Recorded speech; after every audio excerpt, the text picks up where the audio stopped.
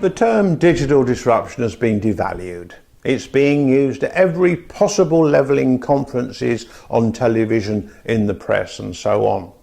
Which is a shame, because I think digital disruption is a very important topic. In fact, I would go so far as to say digital disruption is affecting the global economy. At least digital disruption is affecting how we measure or fail to measure the global economy. We've been using tools to measure our economies that have been the same for 70 years. In the 1940s, the famous economist John Maynard Keynes came up with gross domestic product, a set of measurements that looked at factory output, which looked at farm output, and which covered a few limited services like banking. The problem is GDP hasn't changed, but the world has changed dramatically.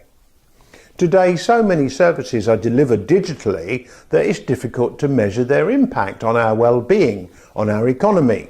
They're certainly not included in GDP figures. To give you an example of what I'm talking about, digital technology in the network age are delivering more productivity for less cost, but not in a way that can be measured by GDP. When an internet airline comes along and forces carriers to hold down their cost of airfares, how is that reflected in the increase of value in GDP? And when Uber comes along and forces taxis to hold down their prices, how is that reflected in traditional measurement methods?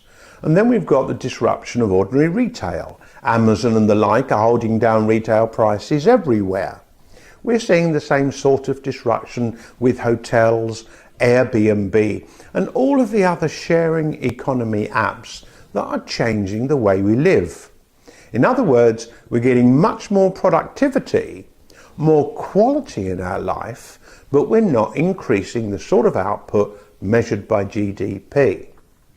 Now, economists and central bankers are wondering why we've got, in the Western countries, approaching full employment, but we don't have any of the usual accompanying inflation. This is a first. It's never happened before. And that ought to give us a clue that something different is going on. Well, what's going on is that we're seeing prices constrained by the networks, by digital offerings, even while productivity increases. So when we see an average growth of perhaps 1% or 1.5%, it isn't actually miserly. It isn't disappointingly small. It's very good, because what's going on behind it are large increases in productivity, satisfaction, and the delivery of services that just simply aren't measured. The global economy is not yet in crisis, and in fact I don't see any sign that it's going to be in the near future. What is in crisis are the ways we measure the global economy because of digital technology and because of the internet. What we need to do is to invent some sort of meta-survey which doesn't just measure ordinary production, but also surveys the satisfaction people have, the quality they have, the speed with which they acquire things and achieve things and create things. We need a far better way of measuring the quality of life in the 21st century. Because of digital disruption, GDP just doesn't cut it.